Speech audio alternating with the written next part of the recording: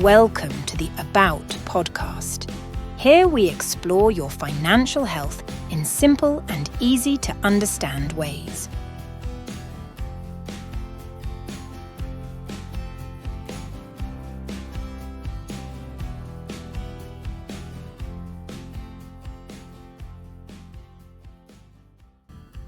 Well, welcome everybody to the podcast. This is your host today, Roy Hucke.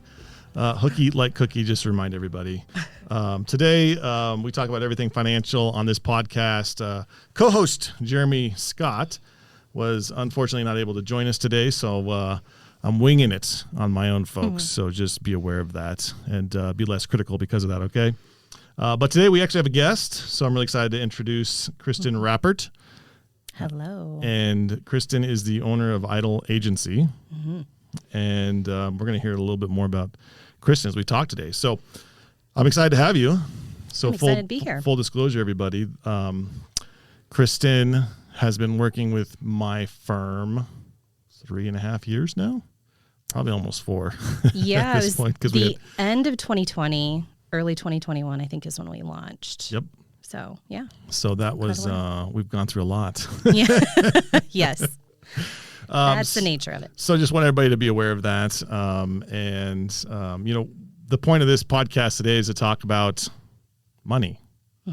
And Kristin has a really interesting story. So let's talk a little bit about that story. Sure. I got a few questions for you here, but we can kind of take it where you'd like, as far back as you go. But maybe give people a little bit of a broad understanding, and then we'll kind of talk about the before and the after of the business. Sure. Does that sound fair? Yeah, that's totally fine. So yeah, how much time do you have? I have quite a story, but blending a little bit of personal and professional stories. So I was, and we're going to relate all this back to money. So there'll be a lot of little points in here that'll probably make sense. But my oldest daughter is 22 and I'm almost 41.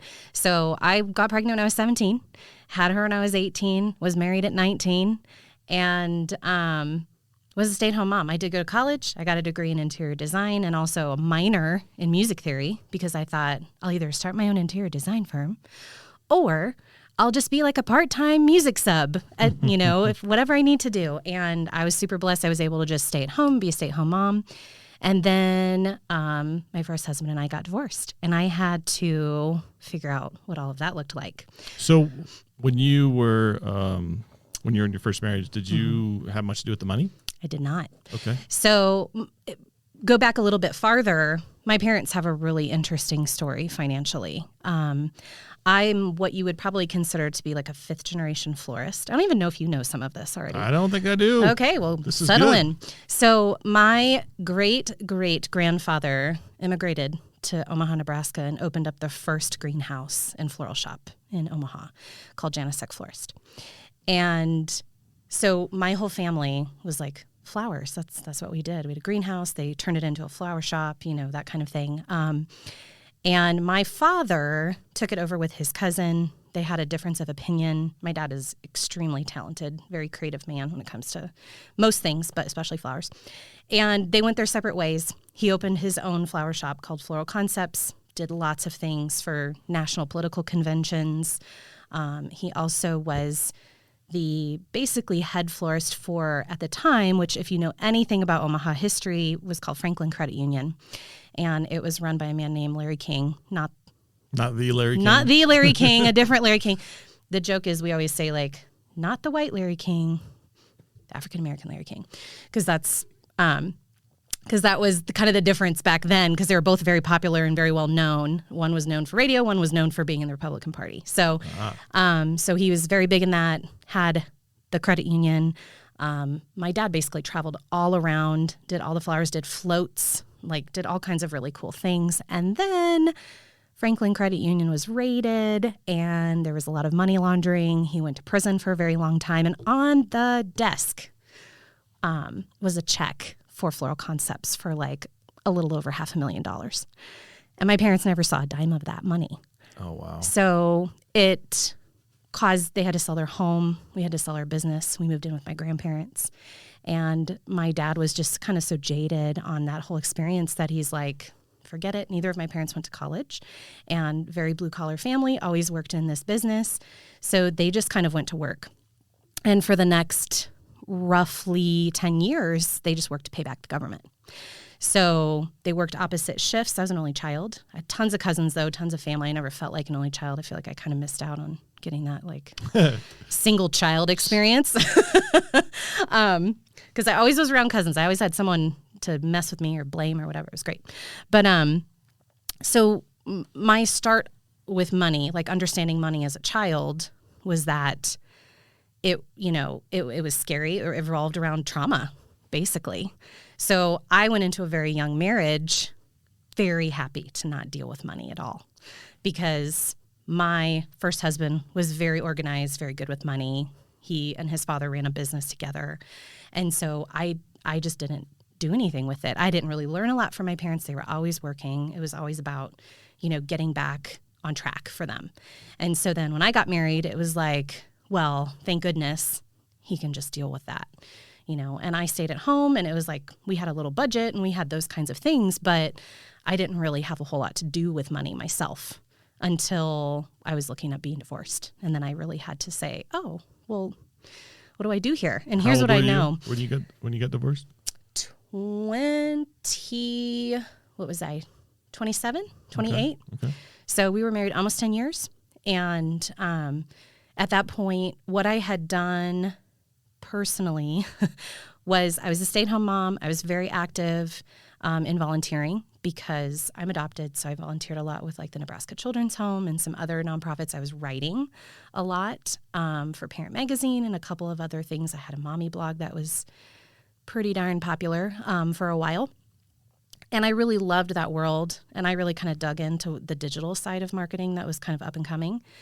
And I thought, well, maybe there's something I can do in this world, because I'm not going to go out and start an interior design firm. And I pretty much lost a lot of the music theory that I knew. Never got certified in anything. So I didn't know what I was going to do. So the first thing that I did was call my dad. And I was like, what can I help with? What can I do? And at the time, he was co-owning and managing a chain of bars and grills. He went back and became a chef like late in life, and did that and managed restaurants and stuff. It was super fun, but he always did flowers on the side. So that's what I went back to when I had to bring in some income for myself flowers? And the daughters. Yeah, it was flowers. It was weddings, events, and funeral flowers. So that's what I did for a little while. And I was continuing to do the volunteer stuff, but I was trying to figure out a way to make it profitable. And I was getting paid for articles here and there for different publications. But, obviously when you have to support yourself wholly with 2 children, it's like, you got to do a little more than that. So a dear friend, I was really blessed. She hired me as kind of, I think my title was social media manager at the time, but I didn't really do a whole lot with social media. It was more managing the partnerships between brands that we would sell, that our company would sell. So I just really learned a lot about marketing, and I learned a lot about developing a business in partnership with other businesses and kind of how that looked. And I just got every certification I could in my free time. And of that, I had 1 or 2 of those companies say, if you ever decide to do anything on your own, your ideas are great, your thought process is really good, like we would hire you as a contractor. And because I grew up in an entrepreneurial world, that 9 to 5, and because of my situation with my girls and being available for them, that 9 to 5 was like so terrible for me. Yeah. I really missed the flexibility, and I also really needed it. So I basically, longer story, slightly shorter. I said, "Are you serious? Like, would you hire me if I started a company and just became a contractor? Here's what I have to bring in. Could you help with that, to cover my bills?" And they were, both of them said yes. Wow. And so I went to my parents, who were finally feeling okay about me. I just rented my first apartment by myself with my girls. Well, actually, it was an apartment. It was a house, but we joke it was an apartment on its own land because it didn't have a basement. And it was just it was like an apartment, basically. It was just like 1 hallway, bedrooms, living room, kitchen, right there. That was it. But I just moved into that and, kind of settled in. And then I went to my mom and dad and said, I'm going to quit my job because I'm going to take this contract work and start a company. And they were like, what? Very very surprised that I was going to do that. But I'm like, it's your guys' fault, really. Like, you guys always worked hard. I always watched you run your business. I always watched what your relationship was with work and with money. And so I don't want to live in that, clock in, clock out, 8 to 5 every single day. Like, I was more built for that other type of lifestyle. So, and the rest kind of history from there. I mean, I've built Idle Up in Nebraska. So what year was that you launched your business? So that would have been like 2013. Okay. So yeah, a little over 10 years. So you're a decade in, running your own show. Yeah. So specifically, you started it as a marketing company. We did. So I originally started as a relationship management and social media marketing. So it was like, for those two companies, I would come in to their company, help them create content, but then also whatever partners or whatever other people they wanted to work with, I'd help them like figure out those relationships and what they looked like as far as like sharing content, sharing marketing funds, those kinds of things. So I really love that space, the strategy and like consultation world and helping put the pieces together. So I was able to do a little bit of both, but a lot of like my bread and butter was social media marketing because it was just so popular in the 2010s. That's what everybody wanted to do. That's what everybody thought that was the marketing magic pill at the time. So I think it is kind of still to an extent, but or people kind of see it that way. But so that's what a lot of what I did was the content management and deployment, that kind of thing. So then today, what do you do? Do you do anything different? We still do that for clients, but it's just the depth it's just so much deeper now. As I started to work with small to medium-sized businesses, and then we would also come into like large corporations or global corporations and take over little pieces of their business. But my heart's really that small to medium business startups. But we would come into that and, because it's like 2013 to, I'll even say till 2020-ish. Most of our clients were like word of mouth or referral. And it usually came in the form of, okay, I need somebody to post on my social media and I don't know what to do. So I just need you to come in and create some stuff and post on my social media. And I became the most frustrating person to them because I would say, well, why? And they would go, well, because that's how you grow your business. Like, I'm going to go viral. I need to do this. I'm going to, and I'm like, well, why? And about the fourth or fifth why, they're kind of going, I don't know. Okay, fine, I don't know. And so I really discovered, and this is kind of different from typical marketing companies where you're paying for a la carte services and that's what they do, right? Like, I need you to post on my social media. Okay, what kind of content? This kind? Okay, they create it. They go out and they do it. It's a very factory style. But I just figured out that the foundation of business development is what's really, really important to every business, because marketing is just one tiny piece of like kind of a holistic foundation that you really got to build very solidly from the start, or it doesn't really matter how you spend money on marketing and what you do if that foundation isn't there. So what our business has really evolved into is more of a consultancy, more of like a business development agency that does all the marketing things too. Well, it probably helps when people know why they're doing what they're doing and the dollars they're spending in marketing actually go towards something specifically that they can measure and see what the impact is. Yes. Gee, that's a novel concept. Yeah. I suppose, huh? So like the education around marketing has gotten much stronger. So people, like when I say words now, like I don't use a lot of like the super high level marketing speak that goes over heads and things because this doesn't work for me. But, words like or acronyms like ROI, people know what that is now. They didn't 10 years ago. They had no idea what return on investment meant in marketing. But I think where I look at things a little bit differently than some of the lead gen marketing companies that are really out there that are just, like apples to apples, where it's like you give me $1, I make you $2 back, that kind of thing is, I say this to our clients and they're kind of like, aren't you like not selling aren't you telling people not to use you? And it's not that way. But when I say marketing is always a cost center, it is never a profit center, people kind of look at me funny, like, what do you mean? And I've gotten really confident with that in learning what I know over the last 10 years, because I can say that and I know that it's true. I know that, yes, what we do can provide ROI. It can provide conversion metrics and the things that you're looking for. But ultimately, you're always going to pay out before you see what that investment looks like on the back end as far as your what you've gained from it. And sometimes it comes in such weird ways that you can't always track it directly back to a specific action. So it's a bit of a leap of faith. It is what you're saying. Absolutely. Which I'm sure Jeremy, if he was here, would appreciate that, being that he's a pastor. Yes. Lots of faith, lots of trust, lots of kind of open hands and allowing something to work and knowing that it's not black and white either. Like it can kind of work here and then we have to tweak it and make it work a little better in this way. And that's also, you're swimming upstream when it comes to the internet. So when you talk about digital marketing, that's its own crazy animal too. So you're the marketing guru, business consulting.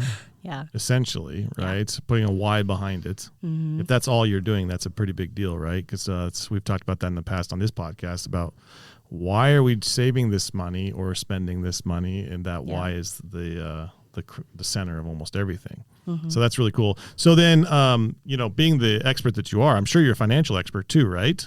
Of course, because if there's anything I've learned in running a marketing business is that you know everything about every part of running a business too, No, what's funny is I actually really hate the financial part of running a business. It's like the worst thing ever. You're not alone.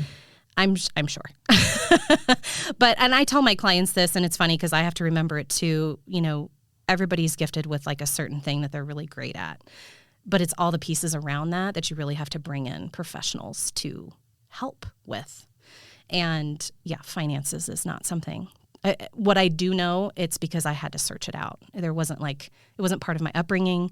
It wasn't part of my first marriage. It's actually not really part of my second marriage because my current lovely husband, he hates the financial side of things more than I do. So we kind of skipped over that. When did you get remarried? So I moved to Colorado, and Jason and I actually dated long distance for 4 years first.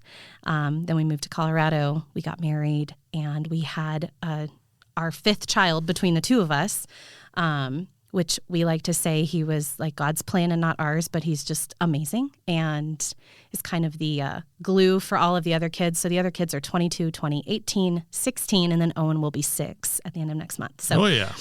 So he brings a lot of excitement to the table.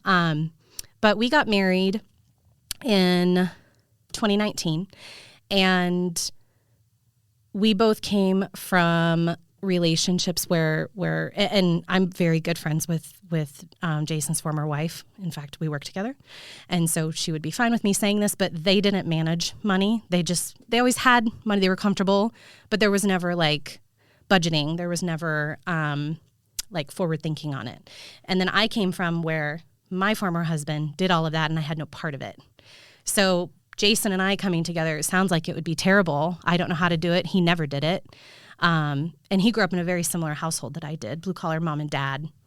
They worked paycheck to paycheck, paid for what they could, and, didn't really have like financial education as a family or anything. So the two of us came together and it basically just all fell to me, like where I was the one who also had a business. So I already kind of understood, business finances and all of that, and then trying to dig through our personal finances together and combine those after having split them from another person was interesting and tough. But I basically run our finances. I don't even know if he knows how much is in our checking account. Like it's so normal, by the way. It's you have a married couple and you have one of them that's engaged and one of them that's not. Yeah. And then, a lot of times where I come in is God forbid the one that is engaged passes away.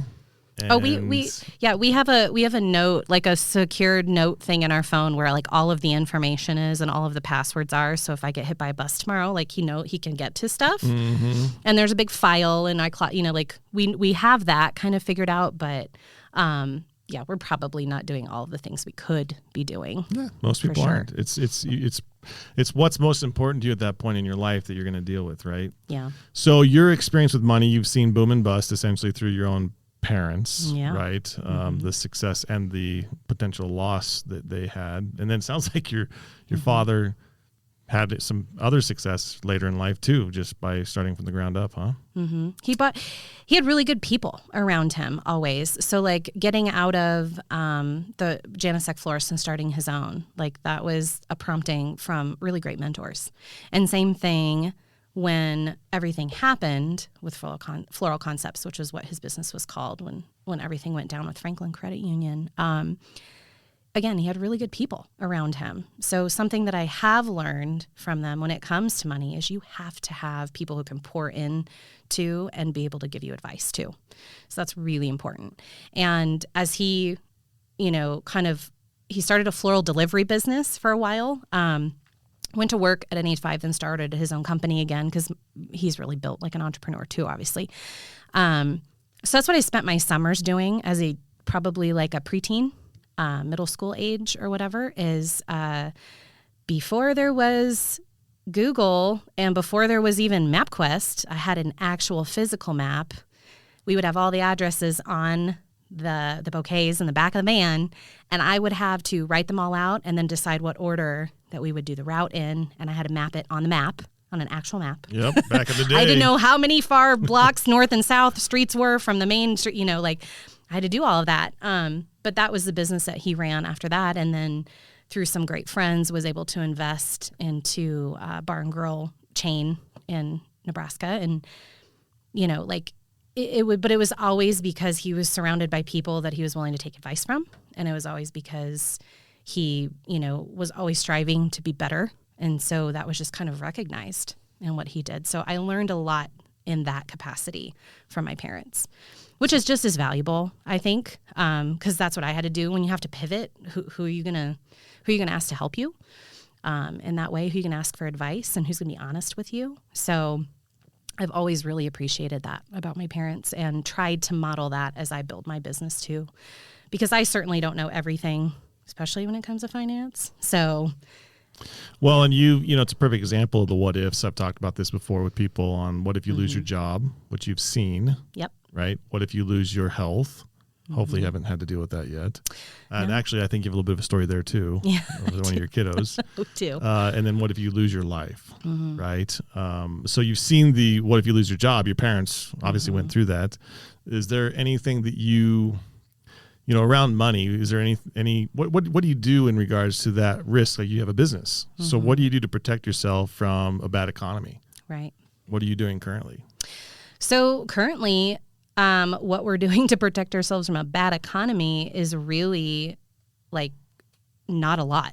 Not what we probably should be doing, frankly.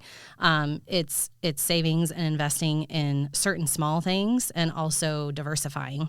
That's kind of the big thing to me, and I think to Jason too. Like you can't just let your money sit in a savings account. That's to me a waste of money. You could be, like growing. Yep. I guess. So. Yep, and putting your mind around the emergency money concept, right? That's really what you're talking about is emergency money. That it could be in different buckets, of course. But what is that number for you guys? How do you decide that? I'm not asking you that specifically, by the way. But those are the things that any business owner has to go through, right? And you have employees, right? So if you do have a bad economy or things slow down for some reason, you have to, as a business owner, be prepared for that, right? And I have a lot of business owner clients as well, so I think that they'll get a lot of value out of hearing this story that you're sharing, and individuals as well. Like it's the same concept, business or person, right? We need to have emergency money. Yeah. What if you lose your health? So why don't you tell us a little bit about that story? Sure. If you don't mind. No, not at all. So to kind of back up a tiny bit. So Jason and we got married in 2019. COVID, the big bad worst C word now these days, hit, and COVID actually gave me a really big insight into how much people panic around their business and money when it feels like it's out of their control, and how much control we really think we have that we don't have in our businesses. So financially and professionally, COVID was really crazy for me because I had so many people, even past clients, who were like, reaching back out and saying, well, what do I do? Because now nobody can come into my store, or nobody can come in for meetings, and, we're missing all these things. So what do we do now? So I had to kind of pivot in that direction. And then Jason took a new job for a startup, and he was with them for a few years, and then he went back to an agency model. And so, right, he goes back to an agency model position with a fully remote company. He's working from home. My business is growing significantly. We move, and then we're, very excited about his new company. It was a great increase in pay. The insurance was better, all those things. And then Liam, our currently 16-year-old, he was 14 at the time, wanted to play rugby. And he is a very small kid. And he's always been a small kid. And Jason was always small. His former wife, Kristin, was always small. So they just thought he's just small till he hits puberty. But because he was so little, and Jason was kind of worried, he's like, he wants to go play rugby, and he's 14, and he's half the size of a lot of these 14-year-olds. So we had a new family physician. We took him in, and he listened to him for a really long time, to his heart, and he was like, I don't hear a murmur, but there's like a weird slosh. And if I were you, I would just take him to a cardiologist, just get it checked out. We don't, no idea what it is. So as far as we knew, it a perfectly healthy small kid. And then end of February was a much different story. We took him to a cardiologist, and come to find out, he had a congenital heart defect where he was missing the wall between the top two atria of his heart, the top two chambers. And not only was it, not only was there a hole, which is what people would typically say, but there was no tissue at all. So it was technically congenitally, he had 3 chambers in his heart only. And what that causes is like a massive rush of blood to your lungs. So it's not like those 4 chambers slow down the process, and your blood pressure kind of works for all that. And he didn't have that. So his heart was severely enlarged, especially his right ventricle. It was about 1.5 the time size of Jason's heart, which he's a 6-foot full adult man. And Liam at the time was barely 70 pounds and, 5 foot tall. So for him to have such a massive, for all intents and purposes, problem, they were incredibly astonished that he walked in as a healthy kid. I mean, when we were calling doctors' offices to get, a second opinion about what we needed to do about this, because we had just taken him to a general cardiologist. We, of course, wanted him to see a children's specialist and a congenital children's specialist. They're like, what hospital is he in? What's his room? We're like, he's fine. We found this, and we're, very stressed and upset. Dealing with it. But he's fine. He's at school right now, kind of thing. So it was very bizarre. So most people don't find, he had what's called an atrial septal defect, so ASD. Most people don't find those unless there's a catastrophic event, usually in your 30s. And usually it's fatal. Is how that defect is discovered. So the fact that it was discovered was miracle 1. And then, so we go in, we have the consult, and Liam needed open heart surgery. There was no way around that. There was no way to do a catheter with a patch because there was no tissue there. So he actually had open heart surgery. Oh my gosh, what is today? So it'll be a year on June 19th. Wow. So he had open heart surgery, and they completely repaired it. There was no complications, no nothing. And aside from the scar that he has, which is also fading, actually, you would never know. And he's grown over 3 inches. He's put on almost 20 pounds. He's a different kid. But his heart was using an extra 1,500 calories a day to beat. So basically what they equated it to is he was running a marathon every single day, which is why he really wasn't growing as fast as he could have. So super incredible for him to go through that. But the big blessing was Jason's new job. His insurance was better than what we had previously had. So our out-of-pocket for that was around $12,000. And I calculated it from his old job that he had literally just taken before that appointment for Liam, which is just crazy. We would have been closer to 50 or 60 grand out of pocket. Wow. So huge difference. But yeah, even that $12,000, where do you have that? So we were really, really blessed to be in a place where we were very cash positive, just in fluid money that we had coming in and savings and all of that. And we had a few options, obviously, and $12,000, is a lot of money, but it's also not a lot of money when you're talking about a $750,000 heart surgery. It's not a lot of money when you're talking about the life of your child either, right? Exactly. I mean, who cares about money at that point? Right. Well, absolutely. But when you're just thinking about like this, all of the pieces of that, like, okay, we have to come up with around $12,000 over this next 6 months. Your emergency money, right, was really the foundation of your household at that time. The fact that you had that extra money. Absolutely. Right? Which then what if you lose your health piece is you have health insurance. Yep. Right. And that's what covered you there. And then that third piece is that what if you lose your life piece, that which, we're not going down that road. Thank God for you today. Well, I hope not. Who knows what'll happen when we walk out of here. Right. But yeah, I mean, we're at that age too where our parents are in their early 70s. So these conversations are big now too, is my parents own a home. His dad has rental properties. We have all of these things. And we're starting to get a little bit more kind of down the road of being in charge of some of these assets that they have, how they're being protected until we would inherit them, what that looks like, those kinds of things too. So it's not even just us. It's when you're in this stage and your parents are getting older, it's like, okay, yep. Now we have to think about it for them too. So, yeah. And that's two sides of that coin, because you're looking at, as we all age, right? Our health is going to fade, of course, right? It's part of it. So we have to go through that as we age, and then being planning forward, right? Do I have an estate plan? Do I have a will? Do I have powers of attorney in place? And all those pieces of that puzzle that you're now going through. I actually have a family meeting tomorrow with the family where, the mom and dad have realized like we're not doing as well as we used to do, and we need to make sure our kids are aware of what's going on. They need to make sure they understand that we do have insurance in place for if we have some failing health. We can use that. How do we use that? Educating them on that. How do we get to the financial documents we need to get to if something does happen?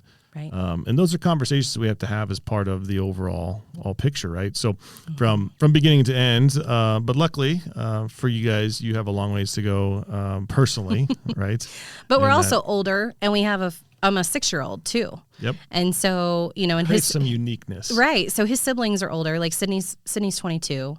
And, we've talked, like who's going to, if something happens to us and Owen is still a minor, if we're like go on a vacation or something. I mean, it could happen anytime. It doesn't really matter how old we are. But he really brought up a lot of questions for us. Like, who's going to take care of him? Who, is it Sydney? Does Sydney want to be, I don't want to say burdened, but it would be, to some extent. She want to be change burdened your with, life a bit. Like Party 5. Do you remember that show from the 90s? I don't. Okay. I grew up on a farm in Nebraska, so didn't really watch a lot of that. I wasn't allowed to watch it, but I watched it, some of it. I mean, it was just like one of those nighttime soap opera shows, but the basis of it is the mom and dad die. The oldest siblings have to take care. There's 5 kids. And they have to take care of themselves. For whatever reason, they had no family that could help them at all. It was a TV show. But I kind of pictured that because I've got these 5 kids. Most of them are older, but then there's this little brother who, what happens if something happens to us? Who's going to raise him? The other ones we're kind of done with them, to some extent. The fun part of what you guys have in front of you now is that you're a blended family. Yep, that right? too. So you have blended family and you have one together. By the way, my sister is in that same boat where her and her current husband both have former kids from previous spouses, and they have one together. But that creates a nuance that's very unique and difficult to manage, and it's a very emotional experience for folks to have to think through of, who's going to take care of whom, who makes the decisions, right? And if it's ever the youngest, it's always a problem, it seems like. So we kind of did things like totally Brady Bunch style. Like he had 2, I had 2. And both of our oldest girls are, actually all 3 of the girls are really responsible and all very close. And that's so very unique. We do. We have a really unique situation where actually all 5 of the kids are really close and they all love being around each other and they're all kind of best buds. And there was a point where when I first moved out here, we were in a 2-bedroom apartment with 4 of those kids. I mean, Owen was with us, so it was like 3 in the one, and Sydney still was in Nebraska, but because she was old enough to be in college. But, they're all really close. But what we were able to do kind of as far as like decision making for us goes, it's like my oldest and his oldest kind of filter in, Grace filters in for Jason or kind of runs the show for him, and Sydney kind of runs the show for me. And if one of us can't make a decision for the other one, is kind of how we did that. But yeah, I mean, there's been so much through my life, and I think everybody has a story that's similar to that. None of us have this really perfect road, obviously, but lots of nuance, lots of things. So yeah, blended family, aging parents. Jason's parents are divorced, mine are not. So he has 2 estates. Oh boy. I have 1, so we've got 3 estates or whatever to kind of manage. 2 kids from one marriage, 2 kids from another, one together, and all the things. So it definitely keeps life interesting, doesn't it? So my question would be for you then. So you've gone from your first marriage to your second marriage. You started a business between the 2. Business is still running, right? Yeah. Things are making progress. Your business is evolving. Yeah. What's the next steps going to be for you guys at Idle and yourself and your family? Well, I would say that, something that we've been kind of realizing through all the things since Jason and I got married, since COVID, Liam's surgery, we really are actually looking more missionally, like just how can we be more missional in what we're doing as far as like how can we help people? And my husband is a very, very talented designer. He's a UX UI designer right now. He does like web and app, a lot of internal stuff for companies and things like that, but he's really talented in drawing, illustration, all of those things. And he's like, but AI is going to do my job in a lot of ways. There will be things it can't do, but it will. And for me, I've already pulled back quite a bit from the day-to-day operations of Idle. So something that I've learned, and it took me a good 5-6 years to figure it out, going crazy, is that, and this is a lot of the premise of the E-Myth book, which is you can't always be working in your business because you can't work on it if you're doing that. So probably this last year and a half, I've really pulled back a lot from working in my business, the day-to-day, the button pushing, and really taking more of a strategic role, and built really cool teams under me where I can do what I like to do. I think I've earned that at this point, as long as I've been doing it. I can do the parts that I like to do. I can do the strategy piece. I can have the conversations I want to have, and then I have a team in place to kind of implement a lot of the things under me, but we all are under the same philosophy of what the business is like our mission and vision and the values of our business.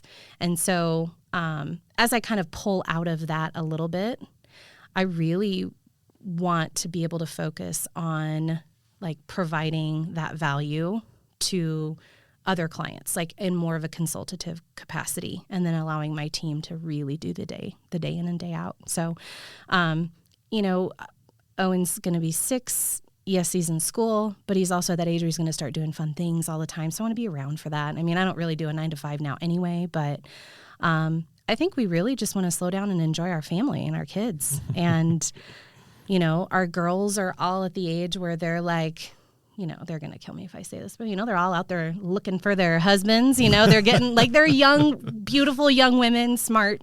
Our youngest daughter just graduated high school. So they're all doing amazing things and like building their lives. And, it makes me laugh to think I could be a grandmother and a mother of a, 10-year-old kind of thing, because that is probably possible. So just really enjoying our family, I think is the main thing. But we've set ourselves up financially over this next couple of years. If we hit some of our goals that we're looking at, that we'll be able to do that. And part of that too is it's being able to be available, because as our parents age, we know they're going to need our help. Jason's parents are both in Florida, mine are in Nebraska. So I have to be able to leave if I need to go. And I'm an only child, and Jason's the oldest. So it is us that will be managing a lot of what's happening with our parents as they age too. So you have these kids from different situations, and what have you guys done to help them understand money or make good decisions around money and be good stewards? Being 100% transparent of where we have messed up has been probably the biggest thing. So when it comes to raising kids, and the philosophy around that in general is like, I don't know any more than you might have known at my age, or maybe I knew way less. So I'm just going to be honest about where we came from and what I didn't know. And with my daughters especially, there's nothing wrong with you knowing about your finances and how to handle them.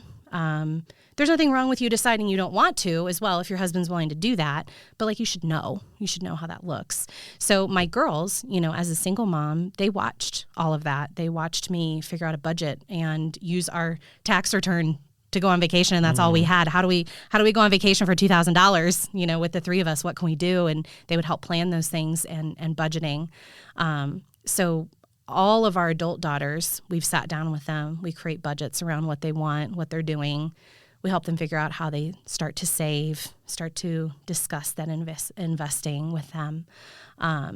And thankfully, both of their other parents are also like on that same path.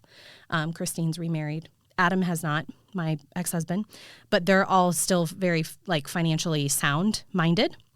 So our kids probably actually hate it because they get advice from so many different corners. It's not just their mom and dad. It's like, oh my gosh, mom. And they're probably seeing so many mistakes then, right? Yeah, they do. That's part of the thing too, is like they've gotten to see a lot of transparency. And I think what's really nice is like, I don't have anything to hide from my kids. Like they know like what we've dealt with. They know the expenses that we've had. They know where we've messed up with money. And I think that's probably actually the most valuable thing you can do is just give your kids an appropriate peek into how you are managing things and whether or not you're doing it right or you need to do it better. I mean, our kids have Sydney's even asked, different things like, what do I need to know? She jokingly said, Mom, you're getting old, because I was talking about my parents. And she said, well, you're getting old. Like, what do I need to know about you? And I'm like, excuse me. Whoa. Yeah.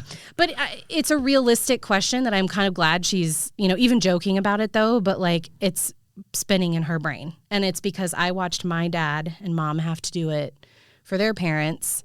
And I think she's now like, oh, this is the thing I'm going to have to figure out as I get older, too. So just really bringing them into that like generational, what does money look like, and allowing them to see where the weakness is, not just the you should do this and I didn't do it this way, but like, yeah, I messed up here. I have to, and that's, to me, that's kind of everything with parenting. Like, well, and you lead them to the water, right? You can't make them drink. Exactly. So they'll have to make their own mistakes as well and learn from those. And hopefully they do learn from some of yours as well. But, that's part of growing and being a human being, right? Yeah. Just figuring it out.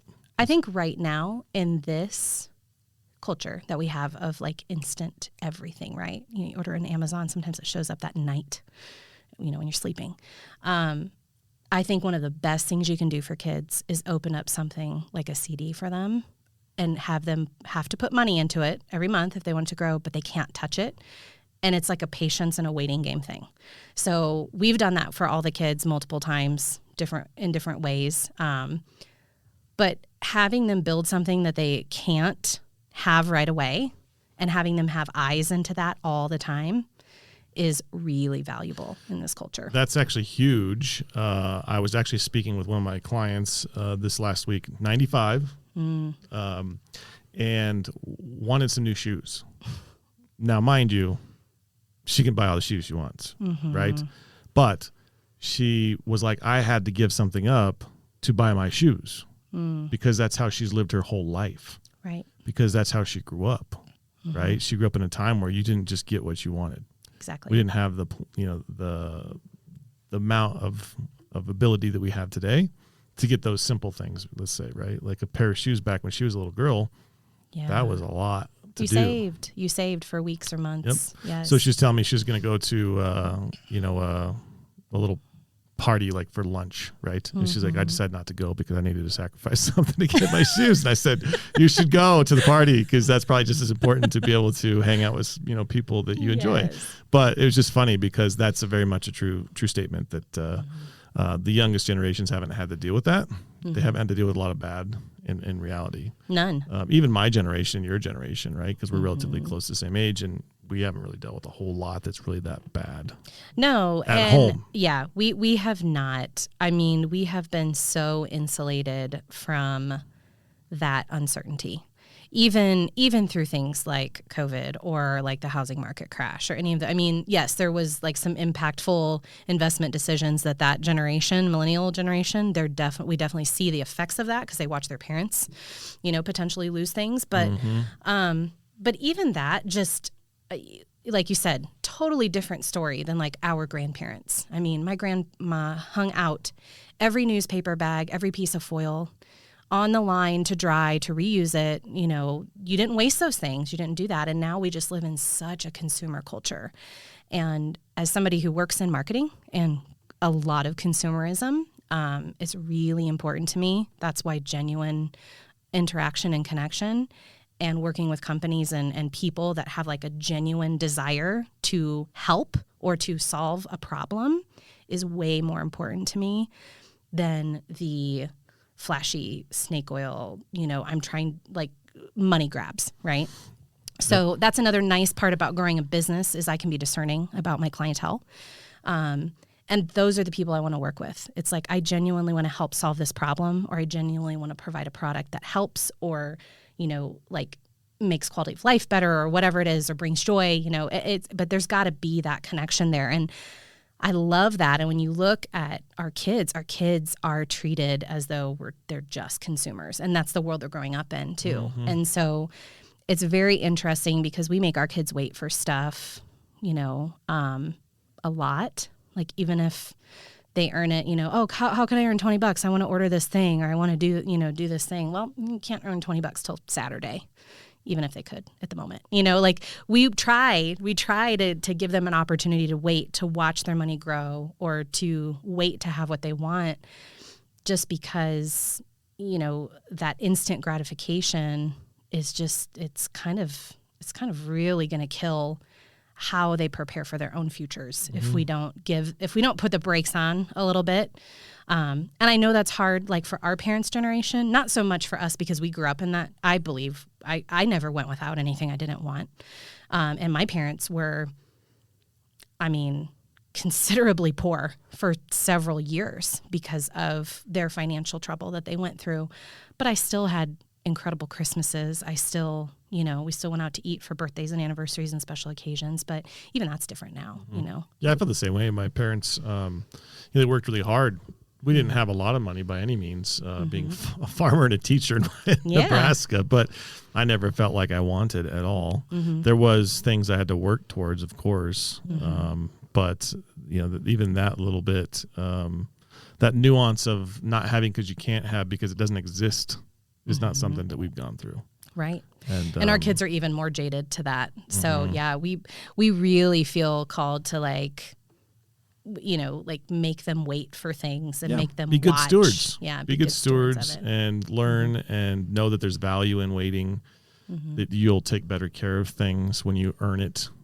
Right. Those kinds of messages to kids and youth and even adults is really important nowadays. It even affects businesses. I see it a lot with businesses that I work with too, is not only do they want like instant, they want like things done instantly. Like, I'm going to ask you for this thing on Friday and then I'm going to call you Monday and ask if it's done. And I'm like, well, no, I took the weekend off, like, no, it's not done. But they want instant results too. So, marketing is one of those new DIY industries. Everybody can do digital marketing. Everybody can do, everybody can figure out SEO. Everybody can figure out these things. And yeah, there's a level of knowledge that everybody can know. For sure. Like I can give you the basics. I can give you a list of all the things that you need to do, but it's really the nuances of your business and your messaging and all of those things that really is beneficial to have a professional help with. But people want that immediately. They want those quick fixes and they want those kind of magic pills. So it's like, how do they spend money marketing, right? Do you want the client that is going to spend a quick buck, and churn and burn, or do you want the client that's going to return out of loyalty, and it takes longer to foster that. It's harder to foster that, but it's a client for life if you earn them, right? Right. It's a much different process. Company, foundationally, vision, mission, all that good stuff. Absolutely. Well, this is probably a great place to wrap it up. Was really excited to kind of talk with you about your story, learn more about it. I'm sure a lot of people learn some stuff about this, and people don't feel alone. Like, I think it's important to hear these messages because sometimes people feel like that they're like, well, I've just messed up so bad that, there's no hope for me, but that's just not true. And everybody makes mistakes, and we just need to learn from them and grow from them and help each other as we do that. Right. Right. And the more stories you hear, the more you can just see parts of yourself in so many other people's stories too. So I love opportunities like this where it's like, oh, a little personal, a little business, a little personal, because the way my business has functioned has a lot to do with what's happened to me personally over my whole life. And I think that the big thing in my industry that people miss is it's B2C, it's B2B, it's ABC, it's all those things, account-based marketing, like what kind of marketing are we doing, social media, all that. But when it comes down to it, it's a human to a human connection. It doesn't matter if it's digital, it doesn't matter if it's a billboard. You have to have a human heart connection to something. And in the consumer markets, especially when you're looking at people as consumers and not people, that's where we really get it wrong. And so to me, the personality behind who you're working with is almost more important than their like quote unquote success in what they're doing for you. It's like, do you align with how they're doing it? So people don't care what you know unless they care how much know how much you care. Right. Right. Exactly. And I think that's a really important thing. So absolutely. Well, thank you very much again for joining us. Yes, thank you. And it's been fantastic talking with you. So yeah, thank you. Thanks everybody. Bye. CWA is a Securities and Exchange Registered Investment Advisor. No content contained herein should be construed as an offer for investment advice or an offer for the purchase or sale of any security, insurance, or other investment product. Investments involve the risk of low loss, including loss of principal. Please consult with a qualified financial, tax, or legal professional before implementing any strategy presented here. Data presented here are obtained from believed reliable sources but cannot be guaranteed as to completeness or accuracy.